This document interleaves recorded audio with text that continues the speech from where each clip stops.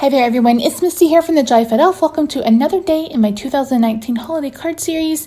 Today I am making another one layer scene card using this stamp set from My Favorite Things, which is a polar bear stamp set, and this skating pond die from Hello Bluebird.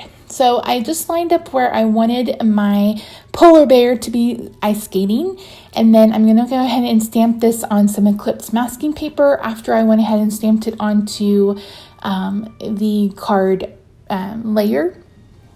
I am using a piece of the Hammer Mill 100-pound cardstock for this card. I'm going to be using a mixture of Distress Oxides and my Copic markers.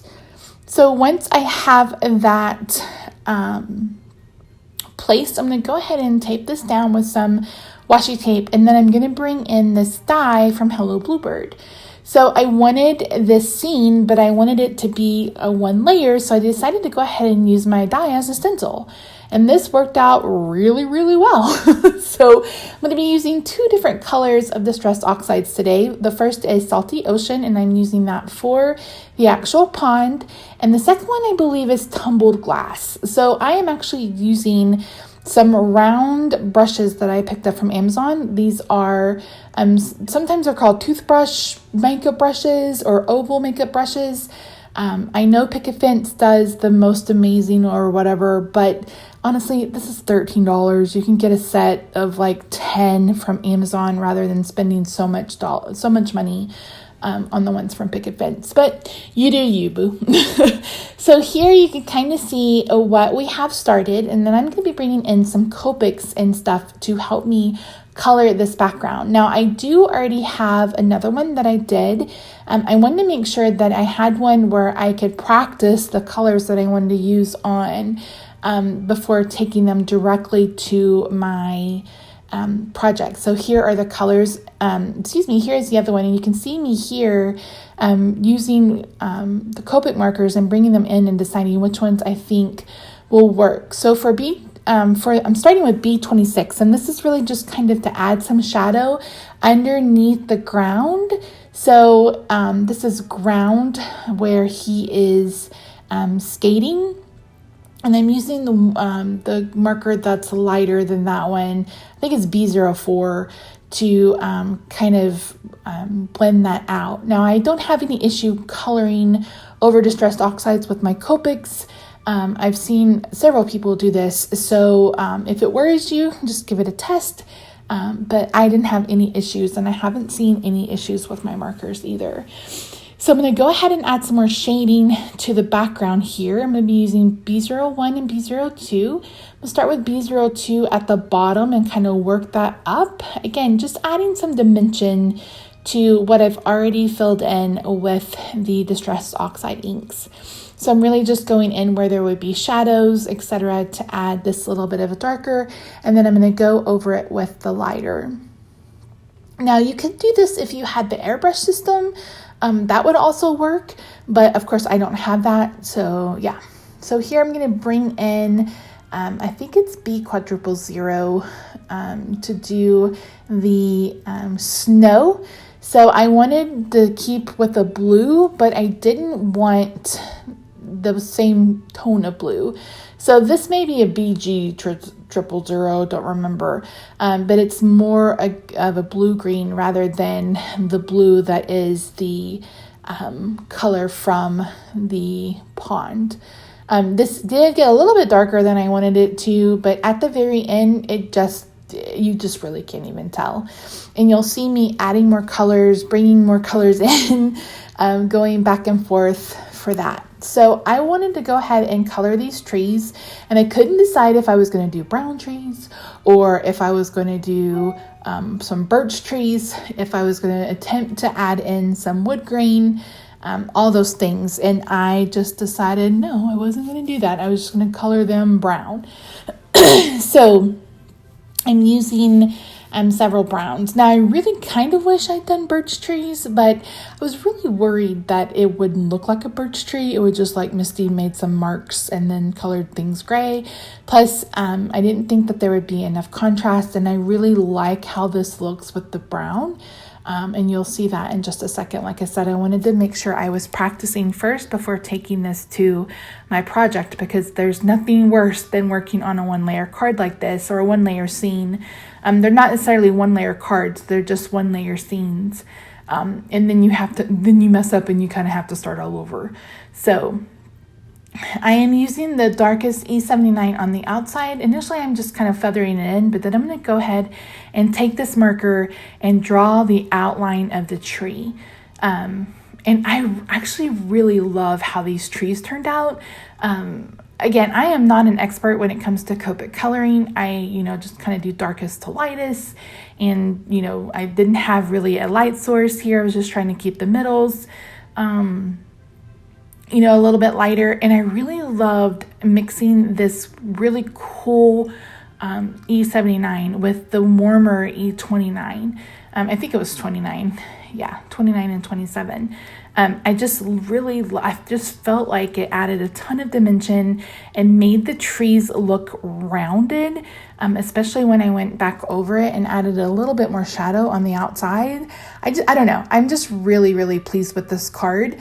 There's only one part that I messed up that I'm a little bit irritated about, but at the end of the day, I still think this card turned out really, really nice. So I just went ahead and colored all of those trees the exact same way, and then bringing in a B04 marker to add a little bit more shadowing and shading around those trees. And then bringing in a marker to go ahead and go back around that outside again to just add a little bit more dimension. And then I'm actually going to bring in another blue to add even more dimension and more shadow underneath that ice. But first I'm going to go ahead and work on my polar bear. Now I brought in a blender pen. Oh, here's where I'm adding the darker blue to really add like that deep dark shadow underneath the water. But I didn't cut out my mask perfectly, and I also didn't want to have to worry about coloring in the or cutting out between the skates. So what I've done is I've just brought in a blender pen. This is just one from Stampin' Up, and I'm picking up that salty ocean and I'm just coloring in where I messed up, and there you go. It's perfect. And then I'm going to bring in that color that I used initially on the water to add a little bit of shadow around him, just to go around him a little bit. But yeah, I really like how it turned out. So here I'm going to be playing with some colors, trying to decide on what color I want to do for my polar bear, and I went a little too dark. Now I will say that polar bears aren't white. They're more yellow than they are white. But I really wish I had just gone with like the outline and then just had barely colored it in rather than what I did. So if I just kind of kept it at this and just kind of went around the edges and blended that out, I think I probably would have liked it better. But I ended up filling the whole entire thing in here. And to me, he just doesn't look like a polar bear anymore. He just looks like a very pale blonde. He's a pale ale. But so yeah. So again, just not an expert, and I knew that I didn't want to use gray for him. I didn't want him to look dingy, really. And like I said, polar bears in the wild have a little bit of yellow tint to their fur. So here I'm bringing in my Granny Apple Green and my Poppy Parade Stampin' Blends. Again, you can mix any kind of alcohol markers together. So these will actually blend with the Copics. You can blend Copics with these or vice versa, and get a very similar look, just not quite as expensive. For the actual skates, I have this silver pen that I used in Monday's card. This is from Amazon. It's just a metallic pen or brush marker. And then decided to go ahead and bring in a little bit darker shadow and then blending that out.